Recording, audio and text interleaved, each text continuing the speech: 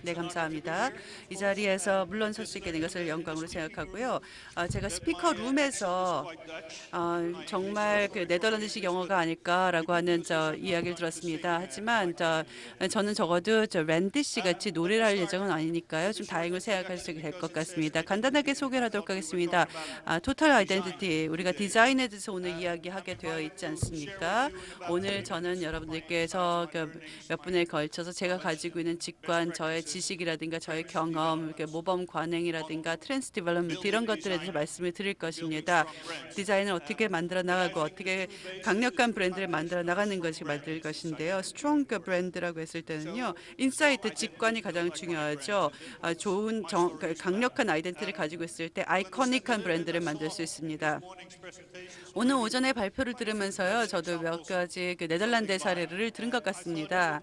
그래서요, 제가 생각하기에는 우리가 약간은요, 이 네덜란드 디자인에서 들어보는 것은 중요한 의미가 있을 것 같습니다. 네덜란드 디자인은 어떤 것인가? 왜 제가 이 자리에서 오늘 디자인에 대해서 말씀을 드리는가 생각해 보시기를 바랍니다. 또 여러분들께서 여기 한국에서는요. 홀란드, 네덜란드에 대해서 좀 더 생각해 보실 수 있는 기회가 될 것 같습니다. 네덜란드는 물 위에 지어진 나라죠. 나라가 거의 구석구석 다 디자인이 되었습니다. 세계는 하나님이 만들었겠지만요. 네덜란드인이 네덜란드를 만들었습니다. 그래서 디자인 입장에서 디자인이라는 것은요. 네덜란드 사람들에게 각인되어 있는 DNA와 같다고 생각합니다. 예술적인 점 봤을 때요. 몬드리안이라든가 뭐 그 외의 유명한 인테리어 디자이너들이 다 네덜란드 출신이죠. 그러니까 기능적인 구조적인 접근 방식을 취하는 것이 네덜란드 디자인이고요. 유머 감각도 있다고 생각합니다. 그리고 또 시크한 면들도 발견이 됩니다. 그리고 또 우리 디자인에 반영되는 것들요. 지금 1960년, 63년에 벌써 이 디자인이 나왔습니다. 굉장히 기능적으로 구현된 디자인입니다. 가장 아이코닉한 디자인으로서는요. 길을 찾기 위한 안내판이었습니다. 메가비싱이라고 하는 디자인에서 1967년에 이미 만들어진 디자인입니다. 벌써 50년이 됐죠. 그래서 글로벌 스탠더로서 길을 찾는 안내판으로서의 구조물로서의 표준이 된 것 같습니다. 네덜란드 디자인이 어떻게 기능하고 있는지, 기능적인 형태가 어떤지 잘 보여주는 좋은 아이코닉 브랜드를 어떻게 만들어지는지를 보여주는 일이라고 생각합니다. 그래서 LG라든가 이런 한국에서의 주요 기업들도 하고 있는 것들이 벌써 나타났다고 생각합니다. 디자인은 진화하고 있고요. 브랜드도 진화하고 있습니다. 브랜드는 굉장히 어렵죠. 아이덴티티도 굉장히 어렵습니다. 제가 설명하도록 하겠습니다만 이미 말씀드린 것 같이 네덜란드식의 노르웨이식의 브랜드라고 했을 때는요. 우리가 브랜드를 만들어냈다, 창안했다고 생각합니다. 네덜란드 표현이죠. 이렇게 마크를 새기는 것을 말합니다. 브랜딩이라고 하는 것이 네덜란드에서 나왔습니다. 물론 브랜드라고 하는 것은요, 지금 1000년 전에 이미 BC 1000년 전쯤에 만들어진 것이라고 보시면 됩니다. 서구식의 브랜드라는 것은요, 앞으로 나가는 방향, 전향적인 것이라고 보시면 될 것 같습니다. 또 브랜드라는 것은 그렇게 서구적인 것만도 아닙니다. 아시아에서 보실까요? 아시아에서도 이미 브랜드라는 것을요 굉장히 인식하고 있었던 것 같고요. 그래서 이렇게 아이디를요 작품에다가 다 만들었던 그런 경우들이 있습니다. 그래서 인증을 할 수 있도록 하기 위해서 이미 브랜드를 표시했던 경우가 있습니다. 아시안식에서 봤을 때도요, 우리가 브랜드에서 이야기할 때 여러 가지 생각해 볼 수 있을 만한 것들이 있다고 생각합니다. 자, 어떻게 발전해 나가는가에 대한 강의만은 아니고요. 오늘 말씀드릴 내용은요. 굉장히 분명한 내용들도 다룰 것입니다. 우리는 지금 이제 포스트 디지털 시대에 도달했습니다. 브랜드를 어떻게 만들어 갈 것인가? 오늘과 같은 포스트 디지털 시대에 있어서 어려운 점이 있죠. 저는 지금 아이가 셋입니다만 이 아이들이 모두 10살은 넘었습니다. 우리 아이들은 저에게 그럼 구글 전에는 뭐가 있었나요?라고 질문을 하는 경우 많이 봅니다. 구글이 10년 됐거든요. 구글 전에는 뭐가 있었나요? 당신은 이렇게 아버지는 어떻게 살았습니까? 뭘 하고 생존했습니까? 라고 질문을 합니다. 컴퓨터에 대해서 저는 이렇게 설명합니다. 모바일 가장 최초의 이동식 컴퓨터, 이동 가능한 컴퓨터를 만든 것이요. IBM이 이동도 편리해 보입니다. 네, 자전거를 타고 가는 정도로 가능했던 이런 것들이 기하급수적인 발전 발전하게 되겠죠. 3,400달러 정도를 들여서야 하드디스크를 살 수 있었습니다. 이 정도 같으면 용량 같으면요. 이메일에 첨부가 될 정도의 용량인데 3,400달러나 지불했었죠. 그러니까 기하급수적인 발전이 있었고요. 멀티 채널이 가능하게 됐고요. 미디어화라는 것은요. 기하급수적으로 발전했다고 생각합니다. 여러분들 새로운 브랜드 임프레션 하루에 몇 번이나 노출되는지 아십니까? 하루에 몇 번일까요? 1,000이라고 말씀하시는 분 있습니까? 네, 3,000개 정도의 브랜드 임프레션에 대해서 저희가 매일 노출되고 있습니다. 어마어마한 경쟁이 있는 시장이죠. 강력한 브랜드를 만드는 데는 많은 경쟁이 따릅니다. 자, 그렇다면요. 전 세계적으로 봤을 때 유럽의 슈퍼마켓 갔을 때 몇 개의 브랜드 제품들이 있는지 아십니까? 3만 개. 예. 평균적으로 봤을 때요, 3만 개 정도의 브랜드가 슈퍼마켓에 설치되어 있고요. 현재 앱에 사용되고 있는 브랜드 같은 경우는요, 30만 개입니다. 지금 무한한 선택이 가능한 시대에 있죠. 지금 매달 우리가 볼 수 있는 영화가요, 30억 정도의 시간 분량으로 제공되고 있습니다. 브랜드가 어떻게 제공되고 있는가 아주 단순하게 보시자면요. 새로운 사고로부터 시작합니다. 기업들이 지금 주도하는 것이 아니라 여러분이 주도하는 시대가 된 거죠. 또 여러분 주지하시는 것처럼 여러분들 모두 미디어 에이전트 역할을 하게 되고요. 1인 출판이 모두 가능하게 되었습니다. 그러니까 충분히 만들어 나갈 수 있는 것들이 있는 조건이 된 거죠. 하지만 어떻게 할 것인가? 이 유리잔이 절반 정도 찼습니까? 아니면 절반이 비었습니까? 여러분 다시 태어난다면 디자이너가 되고 싶습니까? 라는 질문이 나왔던 것을 기억하는데요. 사실 이거는 우리가 가지고 있는 창의적 사고를 어떻게 활용하는가의 문제입니다. 유리잔이 절반 정도 찼는가, 절반이 비었는가라고 생각하는지요. 여러분들께서 그 수도꼭지가 어디 있는지를 알고 싶다라고 생각하는 그런 창의적인 사고를 가지고 브랜드를 만들어 나가야 된다고 생각한다. 새로운 교전 규칙이 나왔다고 보시면 될 것 같은데요. 지금 전 세계적으로 어떤 상황이 전개되고 있는가, 이 트랜스 디벨롭먼트가 지금 마켓에서 어떻게 일어나는지 보시자면요.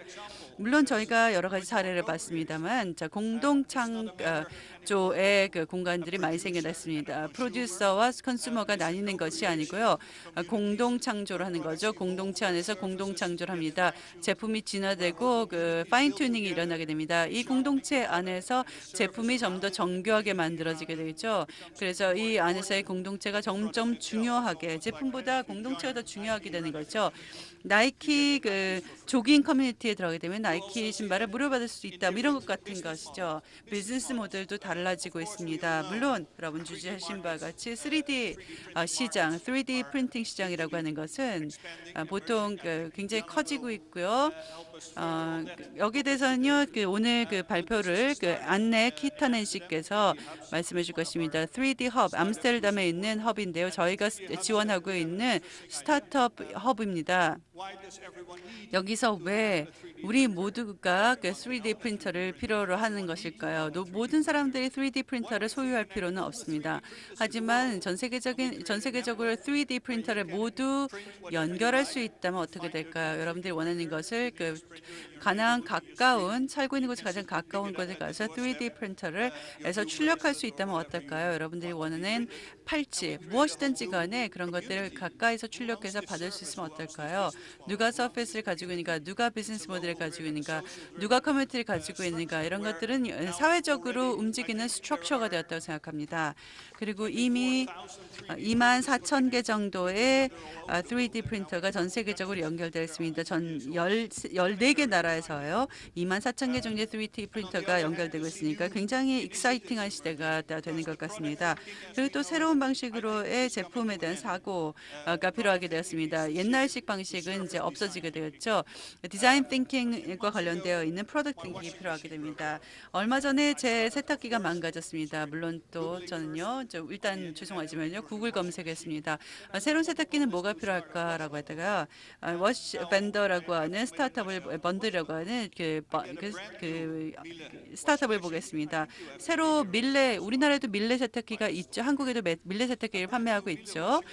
새로운 밀레 세탁기를 제가 직접 사지 않고도 사용할 수 있게 되었습니다. 와이파이로 연결되었으니까요. 여기서 세척 작업이 진행이 됩니다. 제가 그러니까 번들 전화에 대해서 전화와 관련해서 번들하는 것과 마찬가지로 그 워싱 파우더 같은 경우도 즉 세제 같은 경우는 그 연결이 되었고요. 저런 전혀 새로운 비즈니스 서비스 엔진이라고 하는 새로운 서비스가 등장하게 되었습니다. 물론 여기에 대해서 여러 가지 다른 사례도 보여드릴 수 있습니다. 여러분들께서 호텔 같은 경우 마찬가지라고 생각하고 내일 당장 이 그 번들과 같은 서비스를 사용하실 것이라고 생각합니다. 전 세계적으로 일어나고 있는 것을 보자면 적어도 암스테르담과 관련해서 우리 젊은 직원들 같은 경우를 보자면요. 더 이상 그 소유 구조에 그렇게 집착하지 않습니다. 자동차만 보더라도요. 이동성, 자동차에도 생각할 때 볼 때마다 그렇습니다. 암스테르담에 있는 청년들은 더 이상 차를 소유하겠다는 생각이 없습니다. 비효율적이고 바보 같은 일이고 또 자동차 주차 공간도 확보하기 위해서 많은 비용을 지불해야 됩니다. 자동차에 대해서는요. 이동성에 대한 접근성으로 생각하고 있습니다. 그러한 생각도 여러분들의 사고 속에서 반영해야 된다고 생각합니다. 그러니까 80년대, 90년대만 하더라도 기업의 그 부상이 있었다고 했을 때는요. 이제는 공동체 부상이 있다고 생각합니다. 더 이상 소유의 문제가 아니고 접근권의 문제입니다. 제품이 아니라 이 그 스폰서십 같은 문제라고 생각하고 대량 생산이라는 것은 대량 개인화로 이어진다고 생각합니다. 멀티 채널 매니지먼트가 아니라 채널의 관리를 통해서요. 그 실시간의 경험을 만들어낼 수 있다라고 생각합니다. 이런 새로운 사고가 필요하다고 생각하고요. 우리가 좋은 브랜드, 강력한 브랜드를 만드는 데서 필요한 사고는 여기 있다고 봅니다. 그러면요, 몇 가지 그 실질적인 아이디어를 남겨드리고 발표를 마무리할 수 있도록 하기 위해서 말씀을 좀 이어가 보도록 하겠습니다. 미래의 브랜드를 어떻게 만들어갈 것인가. 5가지 팁. 미래를 위한 브랜드적 사고 5가지 팁 드리겠습니다. 첫 번째 같은 경우는요. 스토리텔링을 할 때 여러분들이 그 진정성을 가지고 해야 됩니다. 대기업을 대상으로 할 수도 있고요. 작은 기업을 대상으로 할 수 있습니다. 우리가 대화를 해보자면요. 자신의 정체성이 아니라 브랜드에 대해서 이야기합니다. 하지만 여러분의 아이덴티티, 여러분의 DNA를 잘 이해할 수 있다면 여러분의 DNA, 이게 브랜드를 잘 이해할 수 있을 것입니다. 브랜드의 힘은 강력하죠. 제가 여러분들에게 이걸 보여주면 여러분 어떻게 생각하십니까? 아우디라고 생각하신다고요? BMW라고요? 전 여러분들께 로고의 4분의 1만 보여드렸을 뿐입니다. 하지만 그 로고는요, 전체 브랜드 그와 관련되는 것 중에서요, 한 1%밖에 되지 않을 것입니다. 전체 브랜드 4분의 1밖에 안 되고요. 전체 브랜드 어소시에이션 중에서 1%밖에 안 됐지만 여러분들은요, 브랜드에 대한 인식이 있기 때문에 BMW 바로 알아볼 수 있는 것입니다. 이 디자인 퍼셉션을 만들어 나가는 데 굉장히 중요하다고요. 독일 기술, 독일 엔지니어링, 드라이빙 퍼포먼스 이런 것들이 독일 것과 그 안전의 볼보는 다르죠. 에어백이라든가 뭐 이런 기능 중심으로 구현되어 있는 안전의 볼보와 독일의 기술 BMW는 다릅니다. BMW는 잘 이해하고 있는 거죠. 이 같은 특성들을요. 근데 문제는요. 우리가 현대라든가 그 프랑크푸르트에서 이야기를 해달라고 요청받는데요. 현대의 새로운 브랜드에 대해서 얘기한다라고 합니다. 그런데 브리핑을 듣다 보면은 다시 프리미엄 유럽카 브랜드가 되겠다라고 하는 제안 프레포지션이 나옵니다. 그런데 그건 좀 문제가 있는 것 같습니다. 여러분들의 과거는 어떤가? 여러분들의 물려받은 유서는 무엇인가? 여러분들의 스토리텔링에 있어서 풍부함 이런 것들 생각해 본다면요. 아시아 브랜드를 봤을 때 거기서 얻어낼 수 있는 부분도 있다고 생각합니다. 제 입장에서 봤을 때 좀 더 제네릭하다고 유럽 브랜드보다는 좀 더 제네릭하다고 생각하는 면들이 있다고 생각합니다. 어려운 점들은요. 브랜드의 DNA를 잘 이해하게 되면 현대 같은 경우는 프리미엄 유럽 브랜드가 될 필요가 없습니다.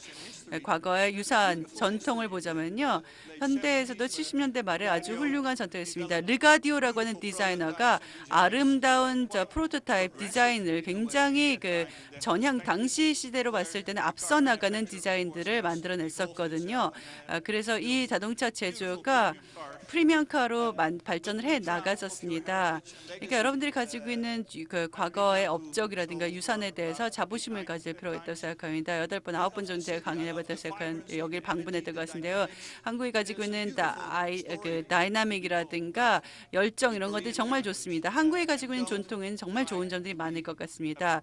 그러니까 프리미엄 유럽 브랜드로 현대가 나서지 않아도 됩니다. 여러분들이 가지고 있는 DNA를 이해하고요. 여러분들이 가지고 있는 헤리티지를 이해하고요. 아주 진정성 있는 이야기를 거기서부터 만들어야 된다고 생각합니다. 아키타입, 원형들을 만들어 나가야 되는 거죠. 자동차 브랜드 여기서 제가 사례로서 보여드리고 있습니다만, 자, 아키타입, 원형이 여러 가지 여러분들이 확인할 수 있을 만한 것들, 사회적인 측면도 있고요. 또 개인부터 사회까지, 그리고 또 지시로부터 자유로까지 이렇게 투바이투로 봤을 때요. 미니가 이 커뮤니케이션은요, 약간 반항적인 이미지, 치외법권적인 느낌, 기존 질서에 도전하는 느낌이 있죠. 볼보는 어떻습니까? 볼보는 잘 돌봐주는 사람, 케어기버의 이미지가 있습니다. 가족이라든가 자동차 안전에 대해서 이야기하죠. BMW는 반대축에 있는 것입니다. 폭스바겐 보시면은 더 이상은 솔직하진 않죠. 이노센트라고 표시가 돼서는 안 되는 것 같습니다.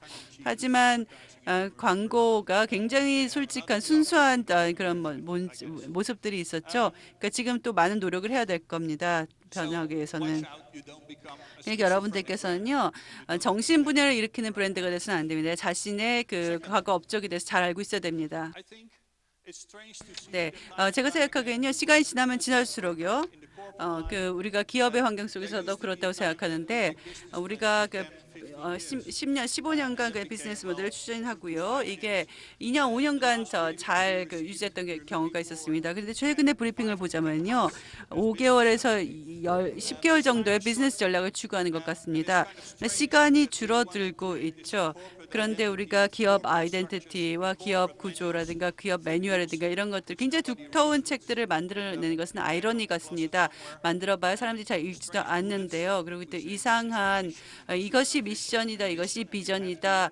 여러분들 이런 것들을 머릿속에 다 두어야 된다라고 이야기하는 거. 이런 기업적인 구조인데 우리는 이 구조에 대해서 되게 실천에 옮기는 그런 것들을 보고 있습니다. 하지만 현재의 상황을 봤을 때 저는 훨씬 더 우리가 탄성을 가져야 된다고 생각합니다. 그래서 적응력이 뛰어나야 된다고 생각하고요. 탄성이 있는 조직이 된다고 생각합니다. 50년 계획을 봤을 때요. 우리가 아이덴티티를 50년간 가져갈 필요는 없습니다. 현대가 이제 벌써 이제 10년 정도 추진했던 것들이 있는데요. 우리가 정말로 유연하게 다이나믹한 살아있는 아이덴티티를 추진했던 것은요. 처음 여러 가지 형태를 통해서 추진했던 것은 처음이었던 것 같습니다.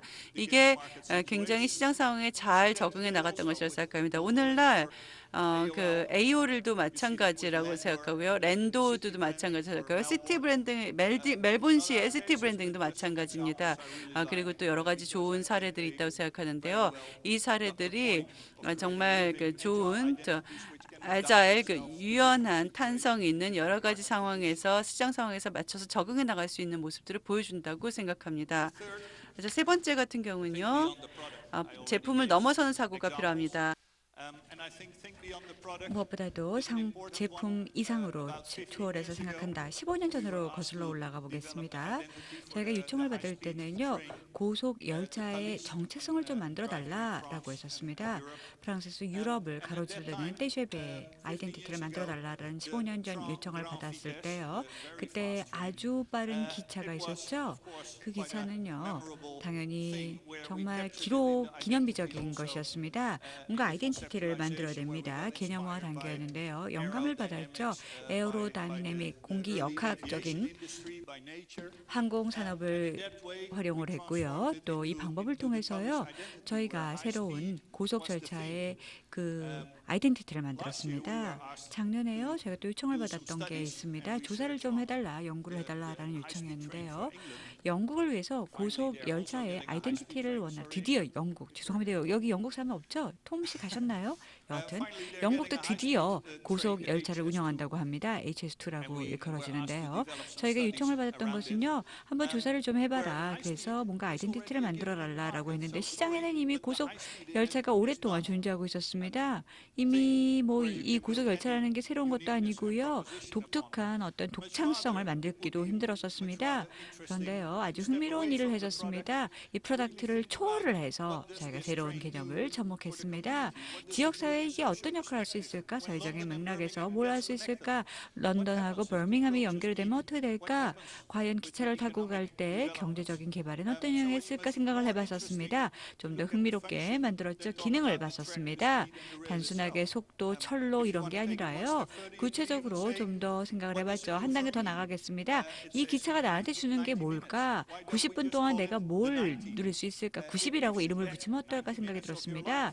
내 인생에 있어서 90분을 바로 이 기차에서 보내니까 90분짜리 통화라고 일컬을까? 90분을 내가 돈 주고 사는 것이죠. 다른 일을 하지 않고 기차를 타는 돈을 내고 신속하게 이동하는 역할을 하게 되는 것입니다. 네 번째 팁입니다. 여러분들의 아이덴티티를 같이 통합시키고 또 공동 창조해 주시기 바랍니다. 아까 발표를 잘 들으셨는데 톰 씨가 말씀 잘해 주셨습니다. 정말 중요한 것은요. 기업 문화입니다. 아까 오전에 랜디 저커버그도 말씀해 주셨죠. 기업 문화가 정말 중요합니다. 아이덴티티는요. 디자인과 다릅니다. 여러분들 기업의 디자인, 기업 신속성, 기업 진정성 가능하지만요.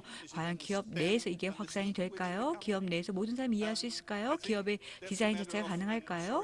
글쎄요, 죄송합니다. 제가 그 버킨 스텔러의 한 30년 된 슬라이드를 그대로 갖고 와서 보여드리는데요. 여기 보시면은요, 상징적인 의미 말고도요, 기업 문화라는 것은 행동 양태에 깊게 뿌리를 내리고 있습니다. 무엇보다도 기업 내에서 커뮤니케이션을 하는 것 자체가 기업 문화가 될 수 있고 기업의 브랜딩이 될 수 있습니다. 따라서 여기 나와 있지만요, 행동 양태, 상징, 커뮤니케이션 이 세 가지가 DNA로 여러분 브랜드 안에 깊게 뿌리 자리 잡아야 합니다. 단순하게 여러분들이 기업 내 어떤 디자인을 만든다고 해서 그것이 기업의 문화가 되지는 않습니다. 또 에릭 샤오 저는 전적으로 동의합니다. 절대로 저희가 이메일을 해서는 안 됩니다. 문자를 한다든지 뭐 노티스 보드에 노티스를 놓고 이렇게 대화를 하면 안 됩니다. 우리가 진정으로 대화를 하기 위해서는 아이디어를 공유하기 위해서는 지식을 공유하고 대화를 커뮤니케이션을 해야 됩니다. 소통을 해야 됩니다. 많은 회사에서요. 이런 세션을 갖습니다. 해커톤하고 비슷해요. 페이스북에서 하는 것처럼요. 서로 모여서 의견을 교류하고 얼굴도 보고 프로덕트 이노베이션도 보고 개발 단계도 서로 보고 여기에서 로케이션은 여러 군데 가능합니다. 예를 들어서 영업 부서가요. 한 번도 가지 않은 공장에서 할 수도 있고요. 공장 근로자가 절대로 영업사원 만나지 않죠. 그래도 같이 만납니다. 서로 만나 자기 일 이야기하고요. 서로 과거에는 이해하지 못했던 것들을 같은 한 방에 앉아서 대화를 하니까 이해를 하더군요. 그리고 마지막 다섯 번째 팁을 드리도록 하겠습니다. 아마도 가장 중요한 팁이 아닌가 생각하는데요. 제가 하나의 스토리를 이야기해 드리겠습니다. 다섯 번째 팁은요, 창조죠. 그리고 또 단순하게 만들어라라고 하는데요. 네덜란드에요, 펄컨터빌이라는 게 있습니다. 아주 유명한 장소입니다. 작은 마을인데 아주 유명한 마을입니다. 펄컨턴빌이라는 것은요, 이 두 명의 새를 보는 버드 워처들이 있습니다. 그런데 만원경으로요, 새를 계속 지켜봅니다. 그런데 만원경으로 보면은요, 새를 찾을 수가 없어요. 아무 데서도요. 그래서 여러분이 뭘 볼 수 있는 거 아십니까? 줌 아웃을 하면은 만원경을 떼고 보면은 볼 수 있는 데가 있는데 만원경으로 보면은요 볼 수 없습니다. 그렇지만 만원경으로 본다면은요 둥지에 모든 새의 알들이 다 으깨져 있는 걸 또 볼 수가 있어요. 여기에서 어떤 교훈을 우리가 얻을 수 있을까요? 가끔 금이 여러분 발 밑에 있을 수가 있습니다. 너무 인위적인 걸 찾지 마세요. 너무 뭔가를 자세히 찾으려고 하지 마시기 바랍니다. 만원경을 떼고 멀리 큰 그림을 보시면은 보물을 발견할 수 있습니다. 두 가지 예를 들어 설명을 하겠습니다. 여기 보세요. 반고흐 박물관의 예입니다. 여러분들 반고흐 들어보셨죠? 상당히 좀 도전적이죠. 먼저 여러분들 본 반고흐 박물관을 가려면 굉장히 정체성이 독특합니다. 어떻게 이렇게 디자인을 우리가 반고흐를 위해서 만들 수 있을까요? 절대로 아무것도 만들 수 없습니다. 반고흐 박물관이라는 것 자체가 여러분들이 뭔가 새로운 걸 만들면은요 의미가 퇴색하게 됩니다. 그래서 크리에이티브 디렉터가요 직접 박물관에 이 큐레이터랑 한 3개월째 계속 소통을 했었습니다. 그리고 드디어 전체 포커스가 뭔지 아이덴티티였구나 이해를 했었었죠.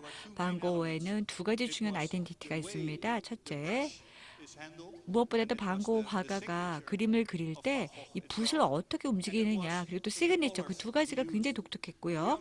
또 반고 화가가 사용했던 컬러가 독특했었습니다. 이 두 가지를 통해서 새로운 아이덴티티를 반고 박물관에 저희가 만들었습니다.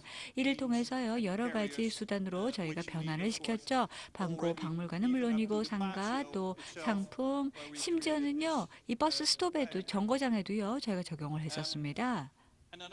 또 다른 예를 들어보겠습니다. 지금 보시는 것은요. 제가 아까 새하고 새알 이야기를 했었는데요. 이제는 댄스 시어터 이야기를 해드리도록 하겠습니다. 저희 국립예술단이 있습니다. 무용단인데요. 이 무용단이 활동을 한 아주 유명한 극장과 관련된 이야기를 해드리겠습니다. 도대체 어떻게 하면 네덜란드의 국립무용단의 아이덴티티를 만들 수 있겠습니까? 국립무용단은 정말 우아하게 댄스를 하죠. 감정이 풍부한 그러한 공연을 하는데 제가 고민을 했습니다. 어떻게 하면 좋을까? 그러다가 결국 스튜디오를 방문을 했습니다. 최고는 우리가 정체성을 이 국립무용단에 대해서 만들기 위해서는 댄스하는 걸 직접 봐야 된다. 그래서 각 개개인들이 무용단이 무용을 하는 것을 봤습니다. 알파벳 모양으로 한번 댄스를 해봐라 라고 했죠. 여기 보시면요. 이 사람들 움직임을 그대로 캡처했었습니다. 움직임을 다 보고 특히 여성들이요. 알파벳 글자 자체를 몸으로 표현할 때 남자랑 상당히 다르게 표현한다는 것을 알고 참 흥미로웠었습니다. 컴퓨터로 계속해서 봤더니 완전히 새로운 형태의 스크립트가 진화하는 모습을 볼 수 있었습니다. 여기 보시면요. 글자를 그대로 몸으로 표현하는 것을 저희가 캡처하려고 했었고요. 여기에서 바로 국립무용단의 영혼을, 아이덴티티를 확보할 수가 있었습니다. 그래서 그대로 저희가 이것을 반영을 해주었고요. 보세요. 국립무용단 건물 밖에도 그려두었고요. 이 움직임 자체를 그대로 국립무용단의 하나의 심볼로 만들었고요. 비주얼 언어로 사용했고 아직까지도 사용하고 있습니다. 네, 여기까지가 제 발표이고요. 제가 발표를 통해서 여러분들께 뭔가 통찰력을 드렸으면 합니다. 무엇보다도 최근 들어서 변하는 이 트렌드, 또 신속한 삶 속에서 여러분들이 아이덴티티를 찾았기 바랍니다. 인위적인 브랜딩이 아니라 진정한 의미로서 투명하고 진실되고 본질에서부터 나올 수 있는 그러니까 피상적인 이미지가 아니라 정체성을 정말로 만들 수 있기 바랍니다. 강력한 회사의 DNA나 혹은 본질을 그대로 나타낼 수 있는 브랜딩 할 수 있기 바랍니다. 우리가 지금 어떤 주제를 다루고 있죠? 여러분의 미래를 한번 리이매진 해보시기 바랍니다. 여러분의 정체성과 DNA를 새롭게 리이매진 해보시기 바랍니다. 그리고요, 박스에서 벗어나서 기업 아이덴티티라는 것들을 그냥 틀 속에서 넣고 보지 말고요. 새롭게 여러분만의 정체성을 개발해 주시기 바랍니다. 감사합니다.